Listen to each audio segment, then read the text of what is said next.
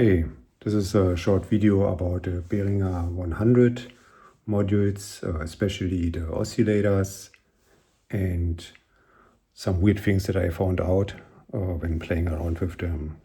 So let me show you. So here we have a single triangle wave form.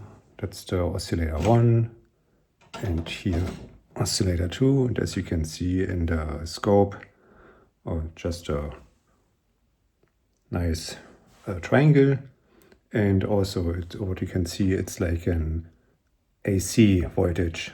So now the weird thing is when I switch the waveforms to, for example, the square wave or the sawtooth, it's actually a DC voltage.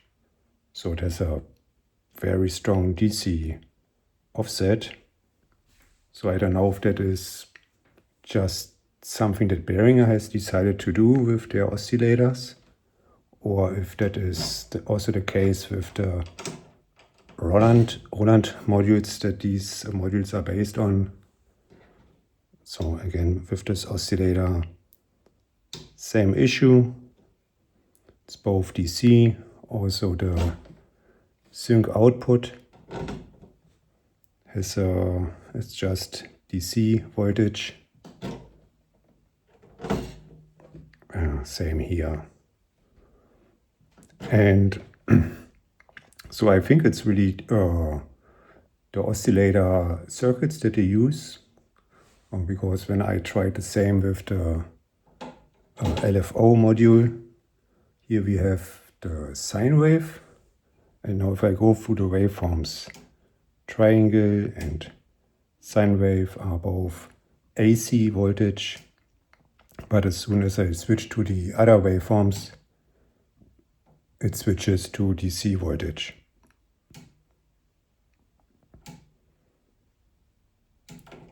So yeah, I really think it's something with the oscillator circuits that are used inside these modules that introduce this weird thing.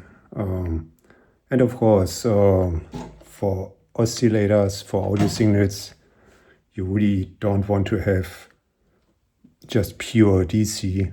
I mean, most circuits will, or amplifiers will filter out the DC offset, but still it's not really a great thing. And also you always need to think about in your setups that there is this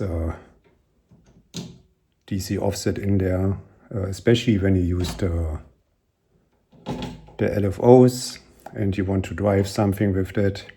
Now if I drive, I know, just let's say the filter frequency with the sine or the triangle, since it's like an AC voltage, I need now to offset the voltage to really drive it in a meaningful way. So at least for the offset, having these switch from AC to DC